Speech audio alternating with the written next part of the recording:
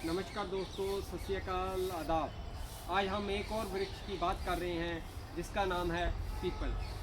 जहाँ शास्त्रों में इसे हमारे यहाँ देव वृक्ष कहा है, वहीं भगवान कृष्ण ने कहा है कि अगर वृक्षों में मैं हूँ तो पीपल हूँ। दोस्तों, ये जो वृक्षों के आज बारे में बात कर रहे हैं, जहाँ ये पीपल वृक्ष अपने स्थान से 24 घंटे ऑक्सीजन देता है हमें, वहीं ये 24 घंटे जितने भी वायु तत्व में कार्बन डाइऑक्साइड और भी जो जहरीले तत्व हैं उनको सोखता है। इसीलिए हमारे ऋषि मुनियों ने इसे देव वृक्ष कहा है। दोस्तों, जहाँ ये देव वृक्ष हमारे लिए जीवन दाता है, वहीं ये देव वृक्ष हमारे शरीर के लिए भी अमृत तुल्य है। हमारे यहाँ आपको एक इंटरेस्टिंग बात बताता हूँ। जब भी हमारे पास हाथी कोई लेकर आता है तो वो इस स्थान में आकर इन पत्तों को ग्रहण करता है। तो मैंने उनको महावत से पूछा कि आप इन पत्तों को क्यों खिलाते हो?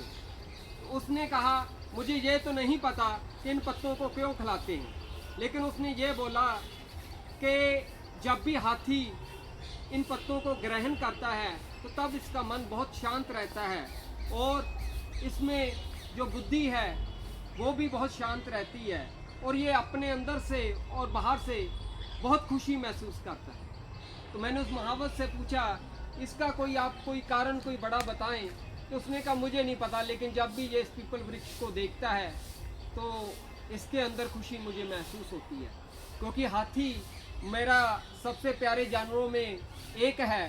तो इसलिए मैंने आज हाथी की आपसे बात की, क्योंकि जब भी मैं दक्षिण भारत में यात्रा में जाता हूँ तो जहाँ पर हाथी होते हैं तो वहाँ पर मैं कुछ क्षण के लिए, 1 या 2 दिन के लिए वहाँ पर ज़रूर रुकता हूँ।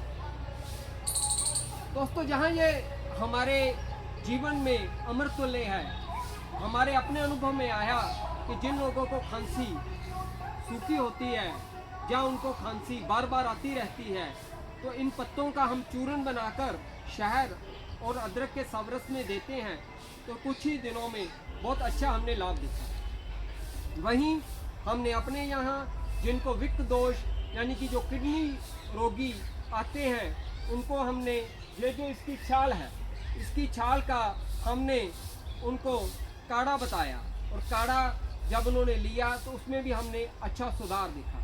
वहीं इस छाल को जब हम भस्म करते हैं तो हमारे शरीर में कहीं भी कोई भी घाव हो, उसको ऊपर हम इसको डालते हैं तो वो जो जख्म है वो बहुत जल्दी ठीक होता है।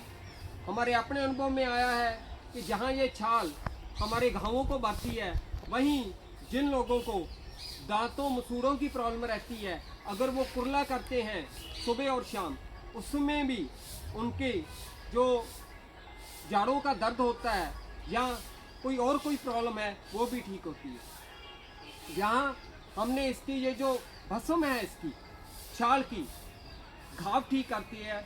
वहीं जिन लोगों को पेट शूल ठीक नहीं होता, जहाँ लगातार उल्टी आती रहती है, इस छाल में और साथ में लट्ठी का चूर्ण डालकर हमने दिया, उसमें भी हमने बहुत अच्छा रिजल्ट देखा है। जहाँ इस पीपल के वृक्ष के गुणों की बात करें तो एक सबसे बड़ी जो शक्ति है इसमें, इसके फलों का, पत्तों का चूर्ण, इसकी जड़ का चूर्ण, छाल का चूर्ण, इसके पचांग को जब हम शहद और घी के अनुपात में देते हैं तो जो हृदय को ये बल देता है।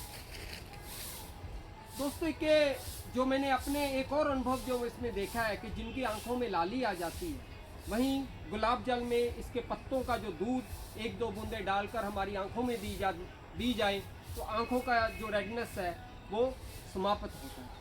वहीं जहाँ मैंने इसको देखा है कि पीपल के वृक्ष में जब हमारा मन उदास होता है तो आप इसके पास जाकर 10 मिनट 15 मिनट बैठें, ये आपकी मन की उदासी को भी दूर करता है। दोस्तों, जहाँ ये मन की उदासी दूर करेगा और जब भी आप कभी खुश हो तब भी इसके साथ बैठें, अपनी खुशियाँ बांटें।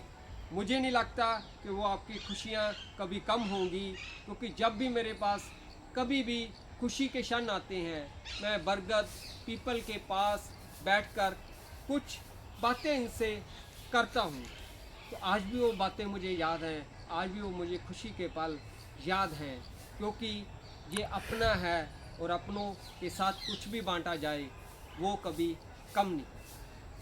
तो ये तो जज्बातों की बात हो गई, लेकिन ये हमारे लिए अमृत तुल्य है। जहाँ मैं इसे अमृत तुल्य मानता हूँ, इसके गुणों का अगर मैं गुणगान करूँ वो तो थोड़े समय में संभव नहीं है।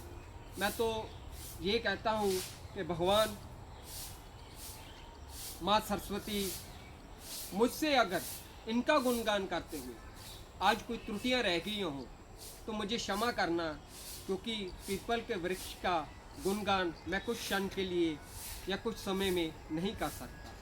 जितना मुझे ज्ञान आपने दिया वो मैंने आपको बताया, इसलिए भगवान से और माँ सरस्वती का मैं धन्यवाद करता हूँ कि आज उन्होंने अपने बारे में कुछ मुझे बताने का समय दिया। दोस्तों, आपका बहुत बहुत धन्यवाद। आप खुश रहें, मस्त रहें, स्वस्थ रहें। नमस्कार।